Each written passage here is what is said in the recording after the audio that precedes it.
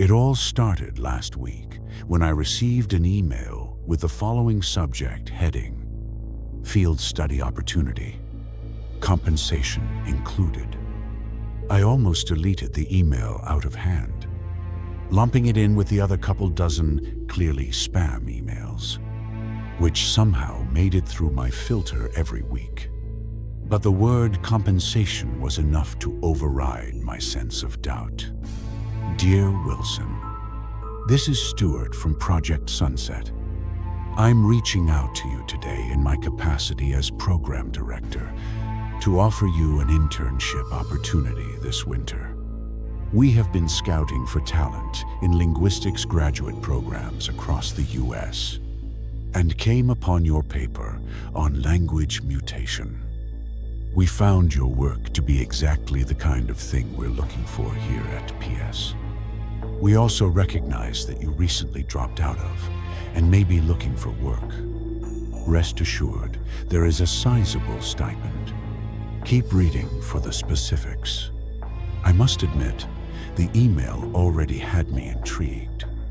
Not only because they managed to find my name in the bottom end of the top 50 linguistics programs in the country, but also because the paper they were referencing was never even published. It was a term paper that was probably only saved on my Google Drive and maybe somewhere in the linguistics department's database. Furthermore, they seemed to know about my current less than enviable financial situation. For reference, because I'm sure it will come up later, I'm in my mid-20s and unemployed, but make just enough sputtering around the outskirts of a major US city, delivering DoorDash orders in my 2009 Nissan Altima, that, when added with the weekly unemployment checks, I'm able to pay down my unfurnished studio's rent and utilities, along with the bottomless student loan debt, which I so wisely accrued not just to obtain my useless linguistics degree, but also an unfinished master's. Not to mention the monthly medical payments, which I can only afford to pay every few months, and therefore land me in the hospital at minimum once a year. But I digress. At least now you can understand why the prospect of paid work was so appealing to someone like me, and why, when reading this next part, I had no choice but to respond. Should you choose to accept and make it through the Phase 1 application process and Phase 2 inches person screening, the program will begin on the 6th of April, 2025. A stipend will be awarded for all participants who complete Phase 1, regardless of their status after Phase 2. An additional, larger stipend will be available for all participants who remain throughout the entire event. The following are the potential awards. Phase 1, $10,000, tax-free. Phase 2, $20,000 tax-free. Full event, $250,000 tax-free. If you are interested in proceeding with Phase 1, please respond to this email. A package will be sent to you with further instructions. Regards, Stuart, Program Director, Project Sunset. I read over the entire email a few times, but mostly I stared at the 3 tax-free figures. This was definitely too good to be true, right? And what was up with that? Tax-free. When is anything tax-free? That got me thinking. Project Sunset. Tax-free. Program Director. This started sounding like some kind of low-key government operation. And then there was Stuart. Just Stuart. No last name. No indication of what I'd be doing. Was this even legal? I was being scammed. I was sure of that. But still, the bubbling excitement when thinking of those dollars in my bank account. It reminded me of playing the lottery. You're sure it will end the same way, with your money donated to some random guy in Houston, Texas. But still, I decided to write a terse reply. Dear Stuart, thank you for considering me. I'm definitely interested, but I'd like to know more about the program first. What company is this with? Also, what is the nature of the work I'd be doing? Please fill me in on the details when you get the chance. I look forward to hearing back from you. Sincerely, Wilson. There. Simple, clean, no commitment, or so I thought. A few days passed. I checked my email each morning before heading out to run breakfast orders, but there was no reply. I began to settle on the fact that the whole thing was either a prank or some kind of error. Maybe they reviewed my file and realized I was the wrong candidate. Or at least that's what I thought, until 6 days ago. It was early in the evening, and I had just hit up 7-Eleven for some soft drinks and a pack of peppermint honey zins. I opened the door to my complex's foyer when I saw a moderately sized brown shipping box resting on the floor beneath the mailboxes, with fragile tags pasted all over it. I knelt down and read the generic shipping label. My name was listed as the recipient, and the sender was marked as the X-Language Institute. I knelt there for a minute, thumb pressed against my lips, waiting for my mental repository to return some recognition of the institution's name, but the search came back empty. In hindsight, I probably shouldn't have brought a strange package with an unknown sender back into my apartment. But things like bombs and toxic gas didn't really cross my mind. The box was light, relative to its size, and when I got back in, I placed it down on my counter and cracked open a Dr. Pepper, then scrolled social media for half an hour before getting around to opening it up. I used a butter knife to slice through the tape, then pulled apart the cardboard flaps to reveal 3 layers of plastic bubble wrap. It took several minutes to cut through the layers, but once I did, I was greeted with a dark green, dome-shaped plastic case. My first thought was gun ammunition. I'm not sure why, maybe the army green or the density of the material. Again, in retrospect, I probably should have been more concerned with my safety. But fueled by curiosity, I went ahead and stuffed the butter knife in the crevice where the 2 half-domes met. After a bit of prying, the case cracked open like a pistachio shell. The only loose element was a piece of paper which was crumpled around the edges. I thought it would be some kind of invoice detailing the payment information for purchases I didn't make. Instead, I was met with a full-page letter typed out in Times New Roman. The heading was titled, "For Wilson's Eyes Only." I read the first paragraph. The X-Language Institute welcomes you to Project Sunset. Inside this briefing, you will find all the information necessary to complete Phase 1 of the application process. Please read all of the instructions fully before accessing the other materials. Information on how to submit Phase 1 is located in the set of rules below. It took a second to remember the email, but when I did, I pulled out my phone and opened Outlook to see if I had missed a response. There was nothing in my inbox. And when I clicked on the thread with the Project Sunset guy, there had been no reply. Only my message asking for more details. And now, this. I put my phone down and leaned back on the couch.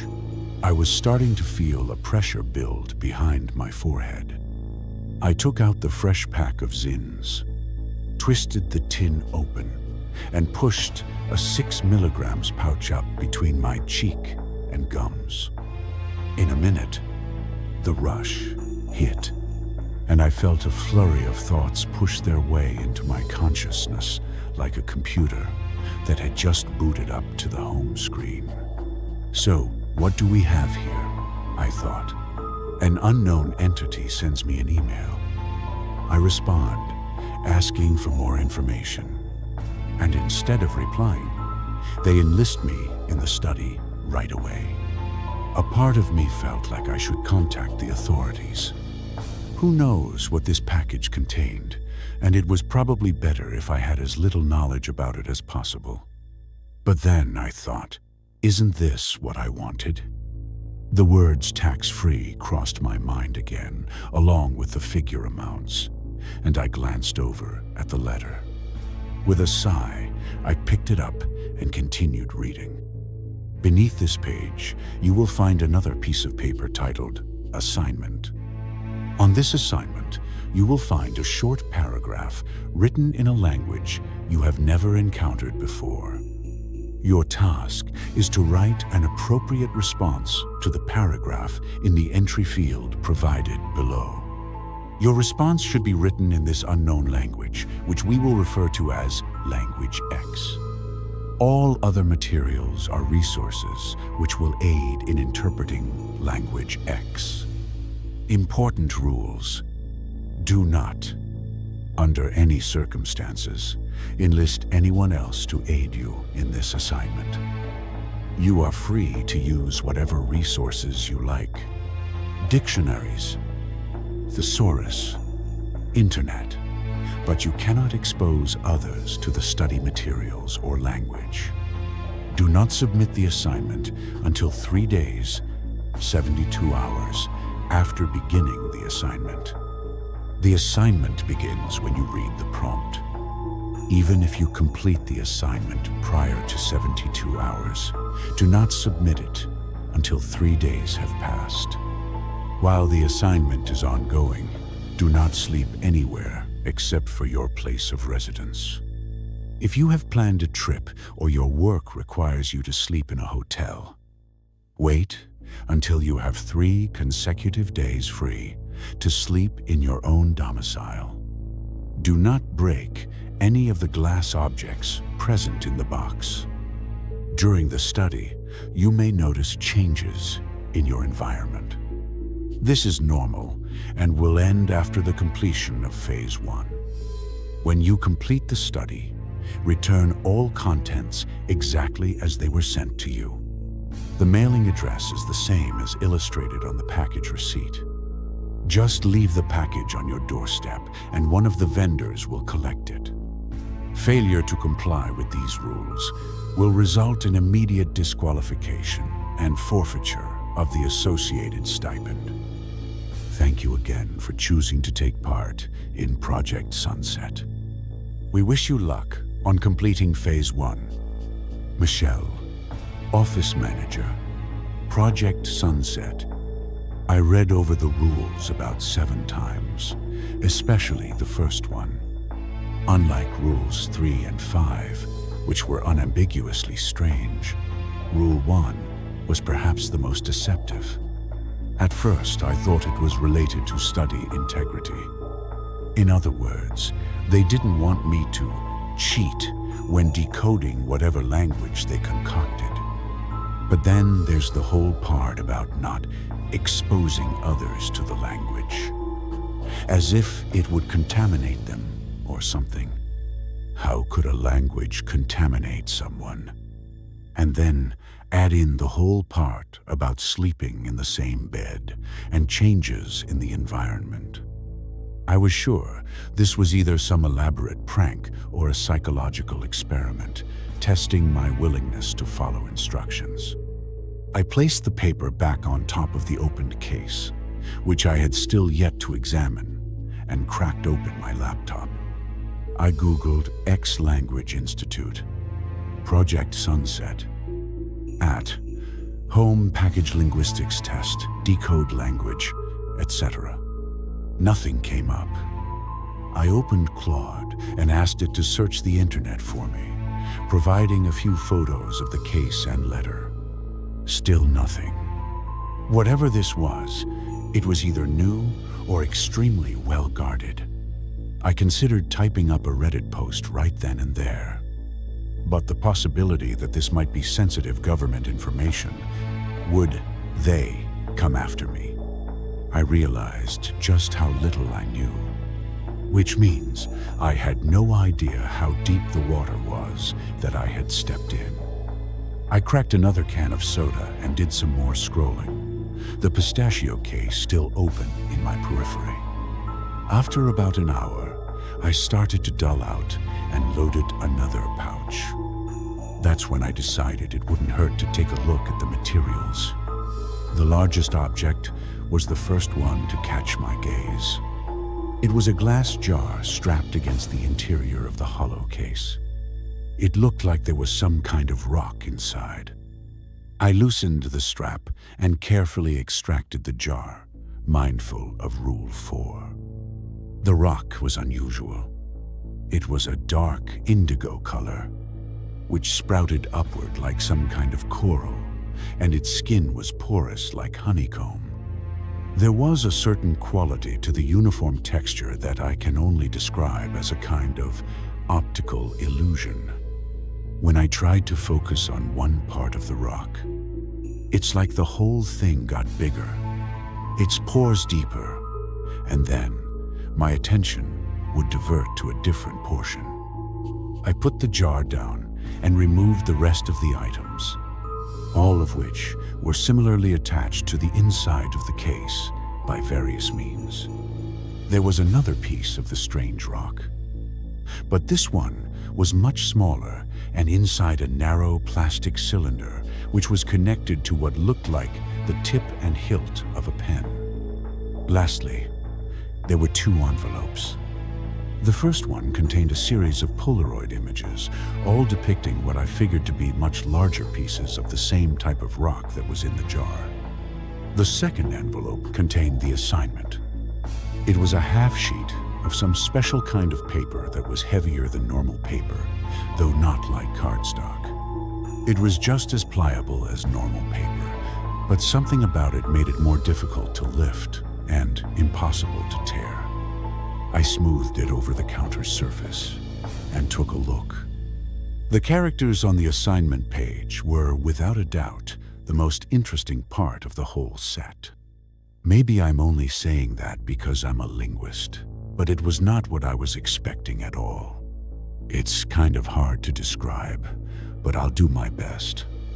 The first thing I noted was that the characters had no clear word order or linear structure. They seemed to be placed across the page without regularity. But that didn't mean the placement was arbitrary. I just didn't know how to decode the pattern. There is actually precedent for this in ancient hieroglyphics, where, instead of a left to right or top to bottom convention, the leading character, usually a human or animal head, would instruct on which characters to read next.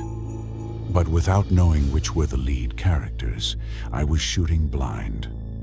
Additionally, the characters didn't have a standard size or boundary. This actually made it difficult to count them, since some of the strokes could be read as part of a different character or in isolation. This might have been fine if the characters had a kind of feel to them, the way most languages do. For example, consider the following sentence in 3 different languages. English, she went to the store. Even if you didn't know what the sentence meant, you could still probably tell that the words are all part of the same language. They're just enough alike to distinguish them from other languages. But this wasn't the case with Language X.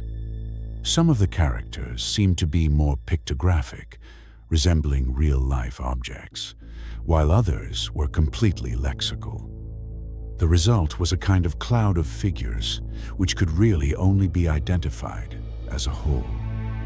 I had no idea if the language had a phonological component, or if the prompt was a sentence, paragraph, or a single word. The only part which I seemed to recognize was the likeness of an open hand buried in the center right of the image. The rest was up for interpretation. After 10 minutes of studying, I moved over to the couch to think. I was pretty convinced at this point that this was legit. At the very least, someone on the other side wanted me to attempt to decode the message. I didn't know who that was, and I didn't really know why. But something told me this language was translatable. I wasn't sure if I could translate it, but the longer I thought about it, the more I wanted to try. Still, that little voice in my head told me that this was a bad idea. So I decided to compromise. The rules said I couldn't expose others to the testing materials, but it didn't say anything about reaching out to friends from my former program for advice. Plus, I figured if they could find me, maybe they inducted other people I knew, too. I sent Dan a message asking how the program was going. I ghost searched him on LinkedIn first, just to make sure he hadn't graduated. Then I asked him if he heard anything about a Project Sunset or Language X experiment. I kept it vague so as not to dump an entire essay on a dude I haven't talked to in almost a year. Right around the time he'd probably be finalizing his term paper. Afterward, I tossed some leftover pizza in the oven and let it heat up while I searched for a movie. I made some room on my couch for the materials, scattering the Polaroids around the floor near my feet, and prepared for some casual language investigation. But halfway through the arrival, I know, so original, I had completely abandoned the movie and was deep in analysis mode. I started by attempting to sketch out the characters on a blank sheet of paper, but that proved incredibly difficult. I needed a replica that I could write on. Something that would allow me to try and draw some boundary lines. So I took the assignment sheet to my scanner and made a copy. Only, the page that came out was completely blank. I tried a few more times, even messing with the settings. Nothing. That's when I got curious about the paper itself. I tried to make a little note at the top with the pencil, but the pulp didn't take. That's when I noticed the smoothness of the paper, as if there was a sheen of resin applied to the surface. I tried to mark it again, this time with a pen, and finally with a Sharpie. Nothing took. I guess that was what the pen they supplied was for, except there was no ink in it, just the little pebbles. I did a little more investigating online, traversing archives of ancient Egyptian artifacts and pre-Phoenician languages. Nothing turned up. At least, nothing which seemed definitively from the same family. I was losing interest fast. I spent the last bits of time before dozing off on the couch, which I rarely do, staring at the Polaroids. Wherever the images were taken, it was likely not inside a building. The lighting was dim and spotty, and the images themselves appeared dated, but the rocks were clearly visible. They had different shapes, with some concave, like the inner mouth of a cave, while others were streaky, like vines. But they all seemed to be centered around a giant console, which looked like a park bench for a giant. I sighed, my breath now heavy with fatigue, and set the pictures back down on the floor before turning over to sleep. That night, I had a dream that I was walking on top of the honeycomb rocks. It was night, and there was nothing else for miles in all directions. I was surprised to find that the rock wasn't hard. Instead, it was some kind of mix between freshly laid asphalt and a bed of mushrooms. The little pores were vibrating in such a way that tickled my bare feet. I knelt down and brushed my fingers across the gridding, Then, something awakened inside it. The vibrations leapt into the air as an incomprehensible din. The rock shook, and then the pores opened wide enough for me to lose my footing and fall inside. I jolted awake in a pool of my own sweat. At first, I didn't know where I was. Everything was dark. And then reality bled in from the periphery, led by the dull morning light which was seeping in from between the half-mounted blinds. I clutched my heart and took a few deep breaths. But by the time I exhaled, I was completely calm. The dream already fleeing like a rabbit, away from oncoming headlights. I fished for my phone, which had fallen between the cushions, and pulled it out. 8:23 a.m. I had already missed the morning dash I scheduled.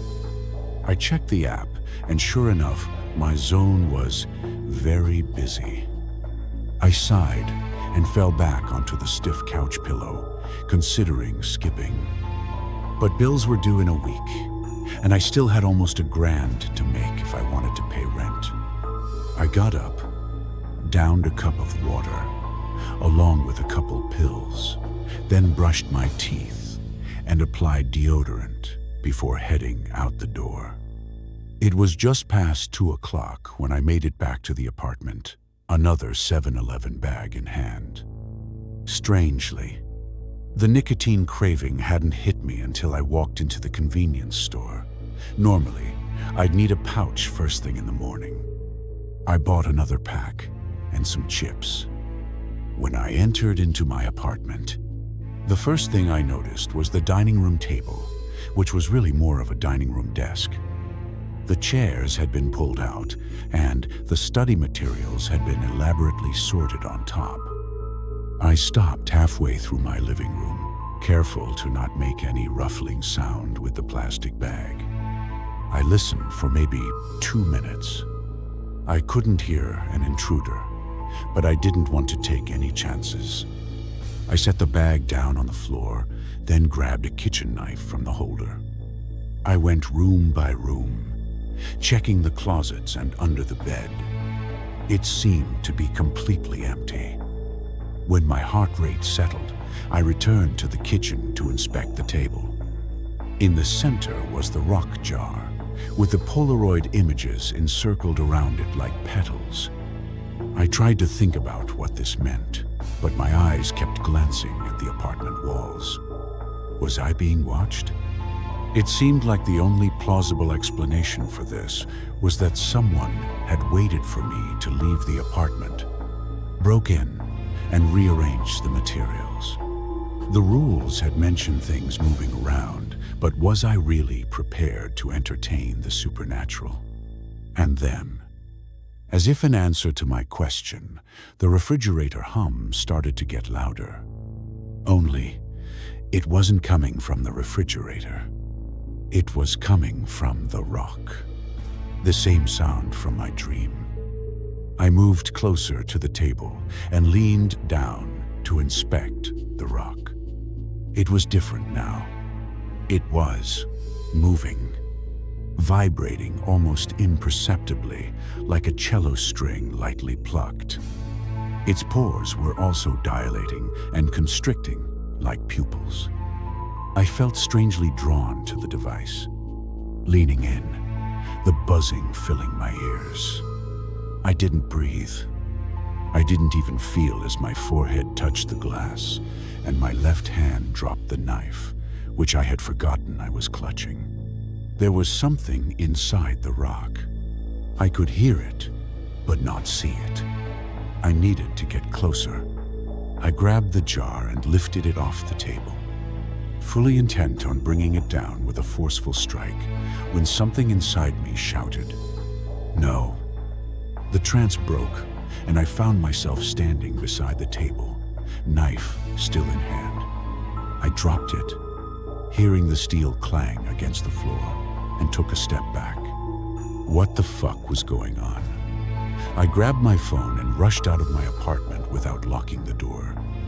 I didn't know where I was going, but I wanted to be as far away from that place as possible. I ended up jogging 3 blocks to Starbucks, bought a hot chocolate, and sat down. It took some time, but being around people helped to calm my nerves. I checked my messages with Dan. Still no reply.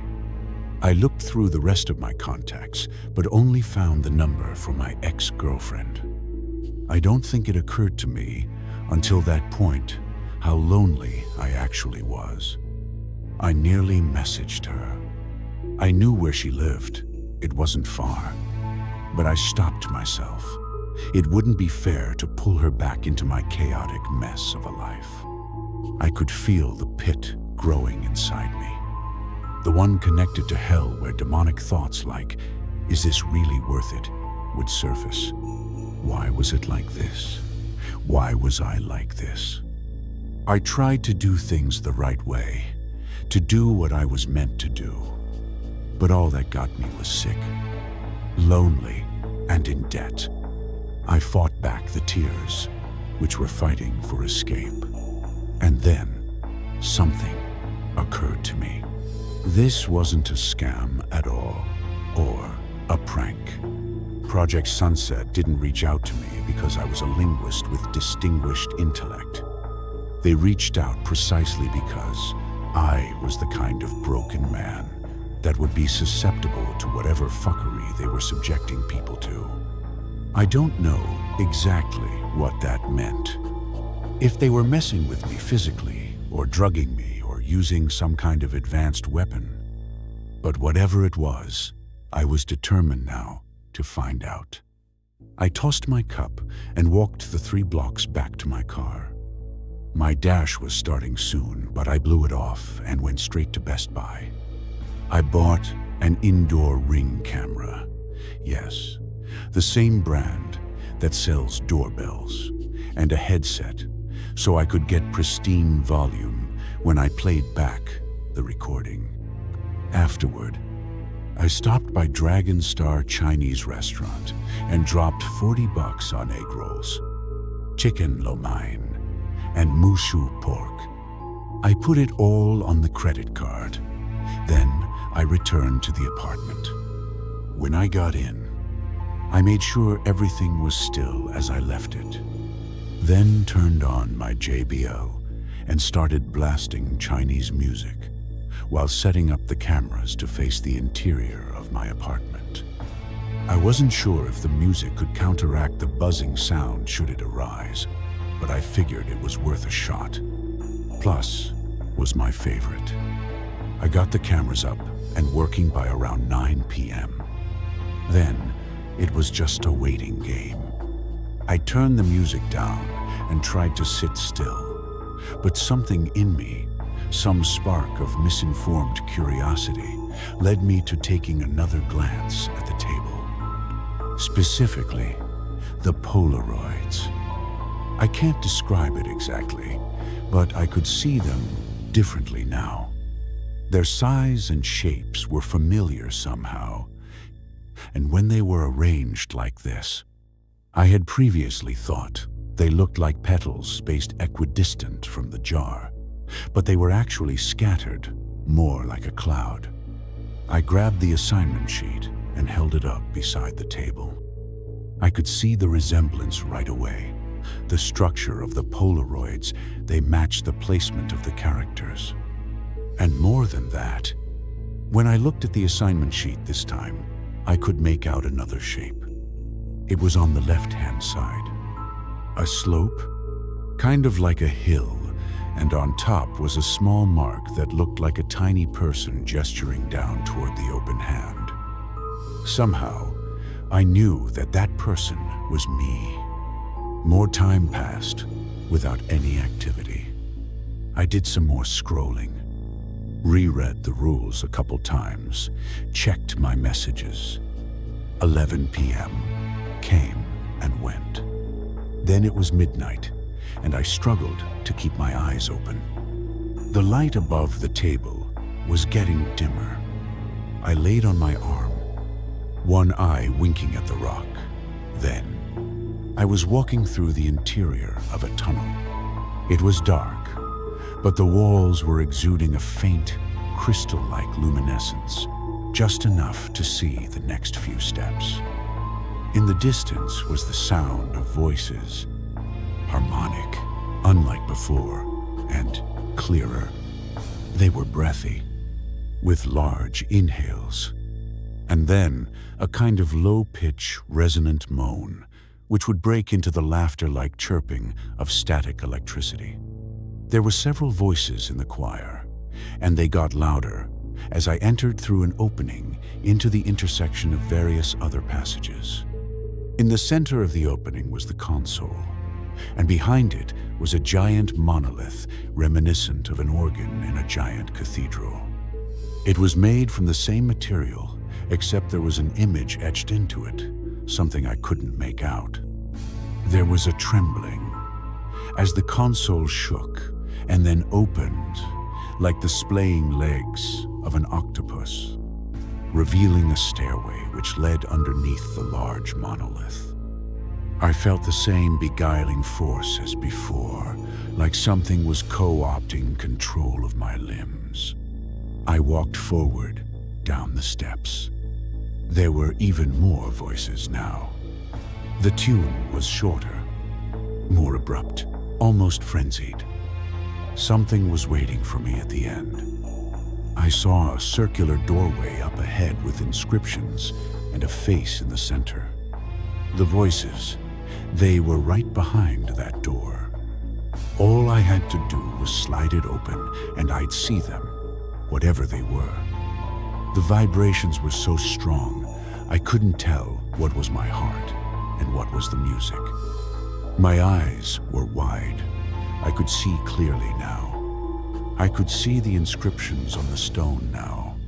There were thousands of them, all intricate and moving along the dial. I reached out to touch it, and then there was a fully dark humanoid entity standing directly in front of me. It had no eyes, and it was a foot taller than me. I gasped, falling back into my bathroom tub. I hit the back of my head on something and lost consciousness instantly. When I woke up, I felt like I was underwater, delirious. Like Paul Sheldon in Misery, wave after wave of pressure entered my head. Not quite pain, but almost. Like it was falling back, and right before it thumped against something, it would jerk forward. I managed to climb to my feet, using the sink to hoist myself up. I glimpsed myself in the mirror. There was something off about my face, but I wasn't sure if it was real or the delirium. My mouth, it was open, but I didn't feel like it was. And my pupils were severely dilated. I reached to turn on the faucet. I could hear the water, but I could no longer see. Then, I lost consciousness again. I came to feeling drunk. I was stumbling through my apartment, gesturing. I had no idea what my gestures meant, but I could see my hands in front of me. I walked over to the dining room table. The Polaroids, they were no longer images. They were actual rocks hovering in the air. My tongue was numb. I couldn't talk. But something else was speaking. I saw the assignment sheet on the table, and next to it was the pen that I hadn't touched since opening the green case. It was full of black ink now. Did I do that? I barely registered the thought. Another skip. This time, I was standing an inch from the wall, staring at it. I heard a static sound in the background. My hands gripped into fists, then released several times. I turned around and saw myself, my very own body, standing in the bathroom doorway. All the lights had been turned off, but I could still see the entity behind me. It had its hand on my right shoulder. I watched as my projection stepped toward me. I followed suit, We met once again at the table. The not me pointed at the assignment, which was illuminated by the glowing of the rocks. I looked, and this time I could read it. The open hand was actually the cave where the entities lived. It was a lower realm. It was like the soil where roots took hold, and I was the flower. They were offering me water knowledge, which were comma-like symbols that floated up toward the sky. And in the center was the question, which kind are you? I wasn't sure if any of this was real, but I felt a strong impulse to reply. I picked up the pen and bent down to see the answer line. I turned and looked back at my own face. It wasn't really my face. There was an emptiness to it, a shell without anything inside. If I were to cut it, it wouldn't bleed. I looked back down at the page. Which kind am I? I thought once, then signed my name in language X. I woke up at noon the following day with a massive headache and a giant mess of an apartment. My couch pillows were strewn around the floor, along with papers and silverware. My fridge was open and filled with partially eaten food and open beverages. Anyone else would have assumed there had been a wild party. Anyone except for me. I still remembered flashes from the previous day, mostly confrontations with the entity, my out-of-body experience, and writing in language X. I checked, and sure enough, the answer line had been filled in with purple ink. I didn't know what to do. My body felt like it had been used as a punching bag, both physically and emotionally. I was numb. I drank a glass of water and went back to sleep. I woke up that evening feeling slightly better, enough to think. I started cleaning up the apartment, but I avoided the dining room table. I never wanted to see that rock or language X again. Unfortunately, that wasn't really an option. The next morning, I was feeling almost back to normal. I didn't have any weird dreams.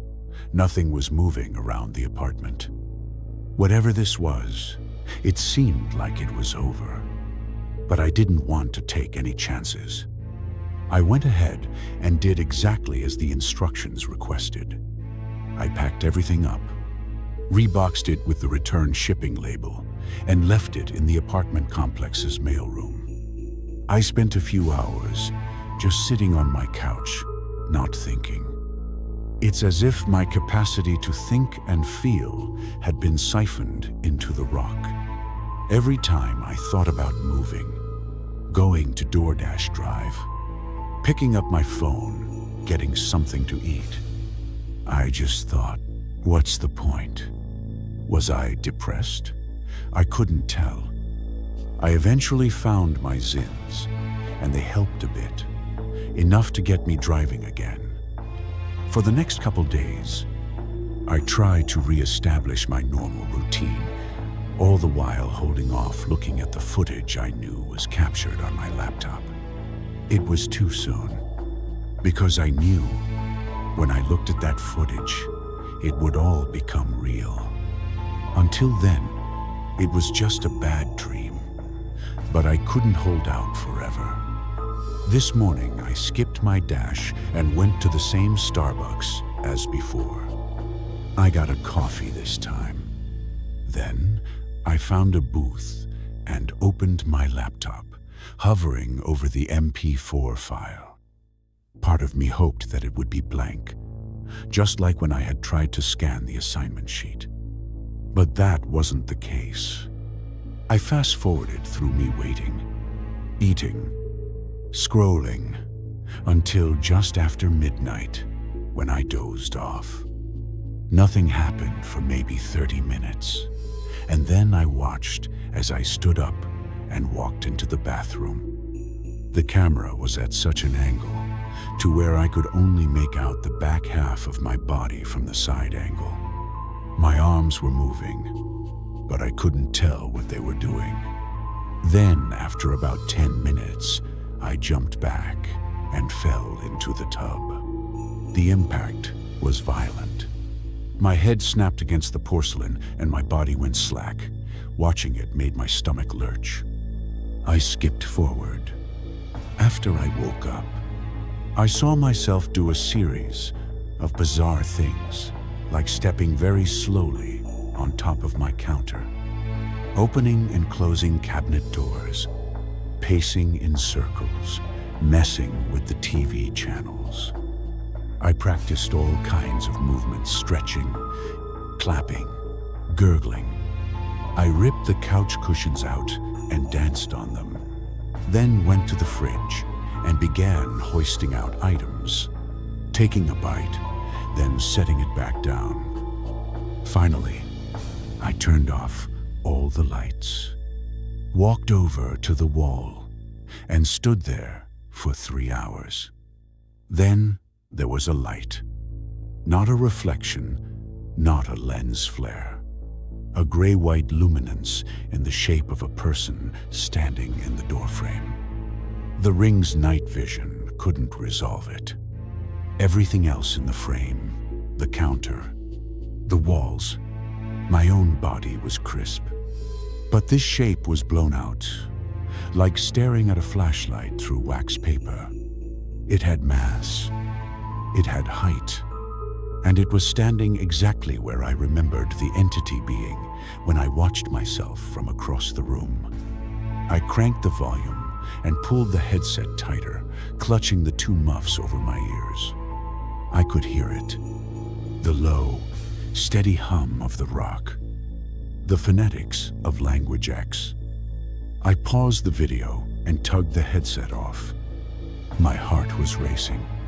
I waited to see if I would hallucinate again, if something would take over. I watched for several minutes as patrons passed from entrance to line and back again. I listened to the beeping of the miniature ovens, the sound of the mixer. When I was grounded, I put the headset back on and pressed play. The sound became louder, more distinct.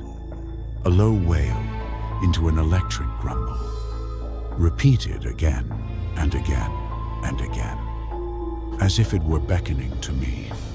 Come here, come here, come here. Finally, I moved. And when I did, the dining room table lit up the rocks. The Polaroids, all of it, blazing with the same unresolvable light, and the entire image washed out to white. Solid white. For 17 hours, I scrubbed through the whole thing. White, white, white.